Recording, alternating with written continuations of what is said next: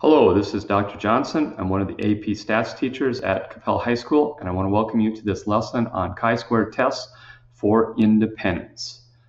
You will need your calculator at the end of this unit. So, as I mentioned, there are three chi-square tests: the chi-square test for goodness of fit, the chi-square test for homogeneity, and the chi-square test for independence. These last two are very similar. They have the exact same mechanics, the exact same conditions, the exact same procedure for inputting your data into your calculator, but they are different in a way that is important to the AP Stats curriculum. You need to know the difference. The difference shows up because in the way that you describe the null and alternative hypothesis. So that's what we will talk about mostly in this lesson. The chi-square test for independence is a test to determine whether two categorical variables are independent or not. So let's talk about the difference between the test for independence and the test for homogeneity. In the test of independence, observational units are first collected at random from a single population and then sorted using two categorical variables. So with the chi-square test for independence, you have one sample. Then you sort it using two categorical variables.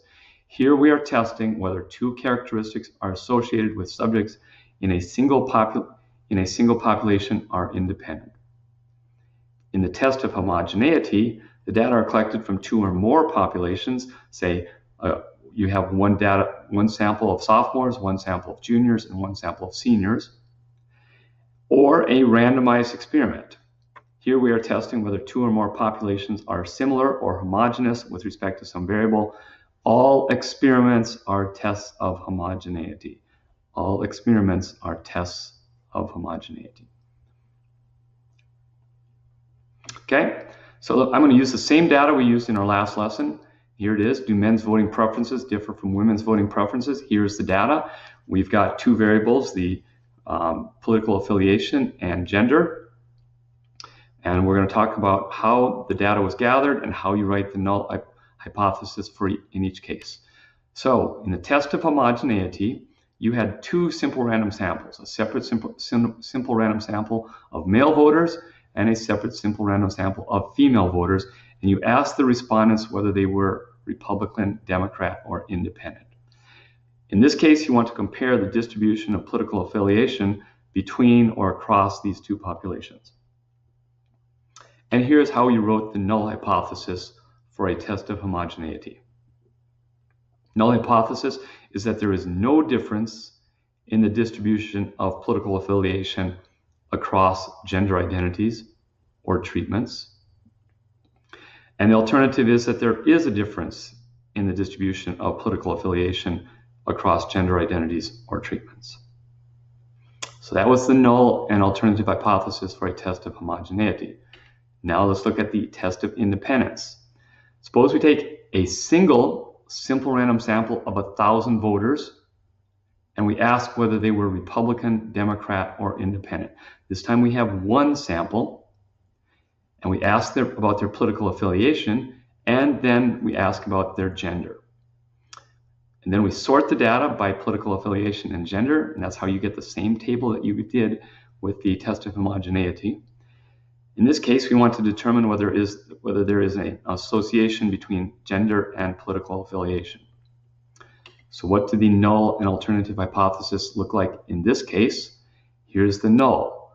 There is no association between gender identity and voting preferences or political affiliation in the population.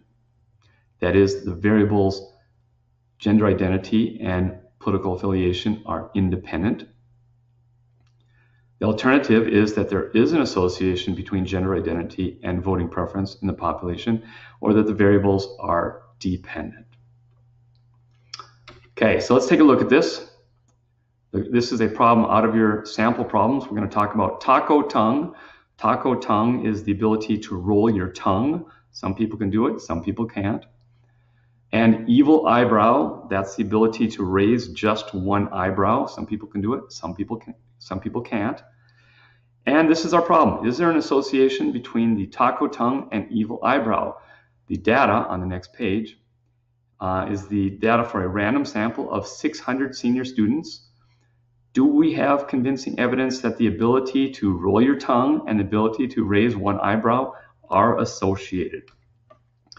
The specific question that we ask here is, do the data provide significant evidence that there is an association between the ability to roll your tongue and the ability to raise one eyebrow? Use the alpha equals 0.05 significance level. So the question right here uses the word association. That should be a tip right there, that we're going to be talking about a test of independence. Also, we have just one sample of 600 students, so we know that we're talking about a test of independence.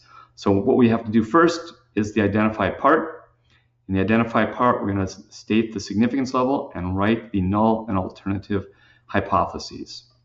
And there is no parameter that we define. We just write the null and alternative hypothesis. So the null is that there is no association between being able to raise one eyebrow and being able to roll your tongue in the population of seniors. The alternative is that there is an association between being able to raise one eyebrow and being able to roll your tongue in the population of seniors. Next thing we do, we check the conditions. But before that, we have to write out all of our expected counts and show the calculation for one of the cells. So I created this new table over here for expected counts. If the observed count left enough room, then I could actually just use the extra space in the observed count, but this time it didn't, so I create a new table. So how did I get the value of 160 in the expected table for the outcome combination of yes, yes? I take the row total 480 times the column total 200 divided by the table total 600, and that gives me 160. Another way you can get the outcome is to look at matrix B after you do your procedure on your calculator. Matrix B will have your expected counts. So let's check the conditions. In your first line, I want you to name the procedure. If the conditions are met, we will perform a chi-squared test for independence. Here are the conditions. We have a random sample of 600 seniors. Since we have one sample, it is a test of independence.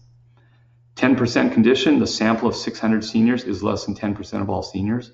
So apparently we have at least 600 seniors in our population here. Large count, all of the expected counts are at least 5. You can see from that table up there of the expected counts. And I do report that the smallest is 40, which is greater than 5. So all of our conditions are met. Now we're going to go to your calculator. So get your calculators out. I have mine right here. Okay.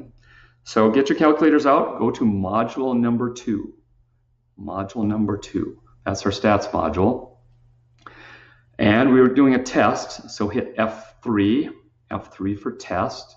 What type of test? It's a chi-squared test. So hit F3 just below the chi, word chi. And this is a two-way table where both the test of homogeneity and test of independence use the two-way table procedure on your calculator. So hit F2. Now you want to scroll to observed matrix. So make sure you're highlighting the top row, observed matrix A. And you want to hit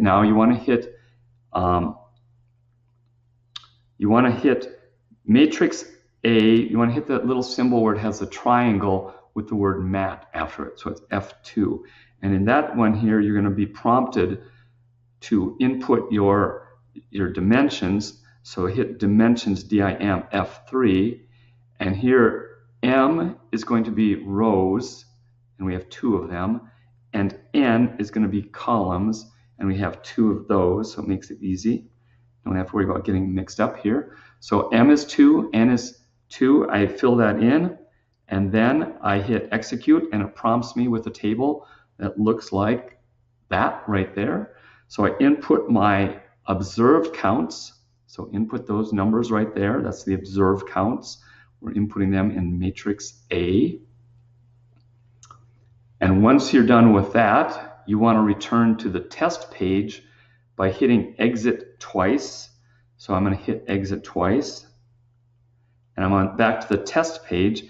And now I want to hit execute, EXE at the bottom. So hit execute, and it's going to generate an outcome page like this.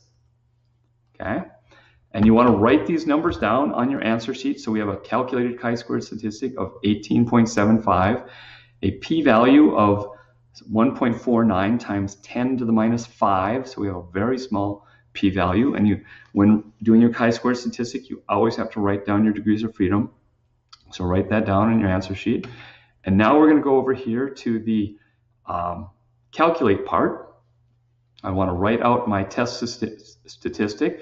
Best practice is to write 2 of the terms that are in a summation. So I did write that in this case. One of the terms will always be O, the observed, minus the expected. Squared that, and then divided by the expected. And I did that for 2 of them. I put plus ... to indicate the missing ones. And then I put my 18.75. That was my calculated chi-squared statistic that I got from my previous slide. Now I show my work so the exam reader knows that I know how to calculate my degrees of freedom. It's the number of rows minus 1 times the number of columns minus 1, and that is equal to 1. And now I could just go ahead and write what my calculator told me, that the p-value is 0.00015. The number times 10 to the minus, what was it? 10 to the minus 5, yeah. Okay, I write that as my p-value, or I could confirm the result using the chi-squared CDF function. In this case, my lower boundary is 18.75. My upper boundary is some arbitrarily large number, like 1,000. Degrees of freedom is 1, and if I hit execute, it will generate my p-value again. And if I want to be very complete, I can write my probability expression. The probability of getting a calculated chi-squared statistic greater than 18.75 is the p-value that my calculator generated. And so I've completed the calculate part. Now I have to interpret that number.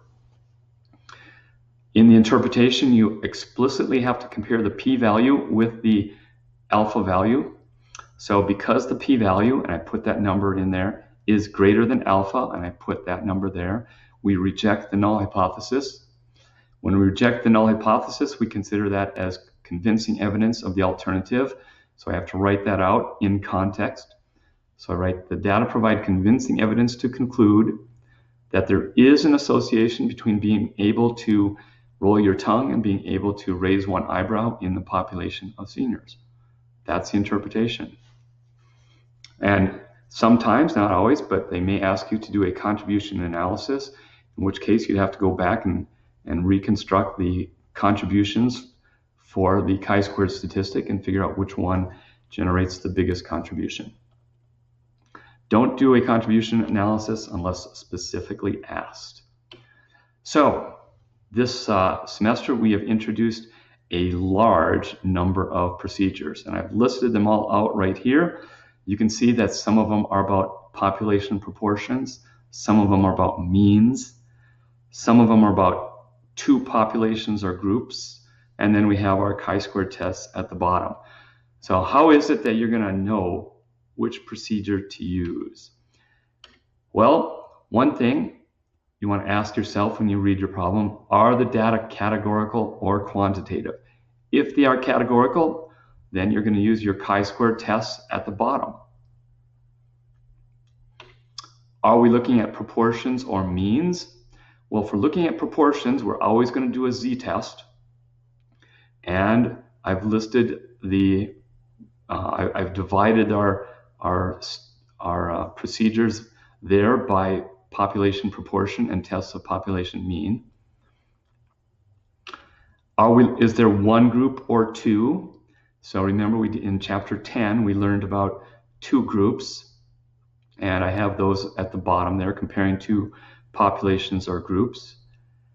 And if there are 2 groups, are they independent or paired? Remember, we talked about paired tests. That's where we have dependent samples. One observation, it's one sample where for each subject we gather 2 observations, one before and one after. And lastly, what type of inference are you being asked to do? Are you asked to find convincing evidence or perform a significance test? Or are you being asked to create a confidence interval? So there I have all of my procedures and a little shorthand way of help you figure out which one to use. That's the end of my lesson. Thank you very much.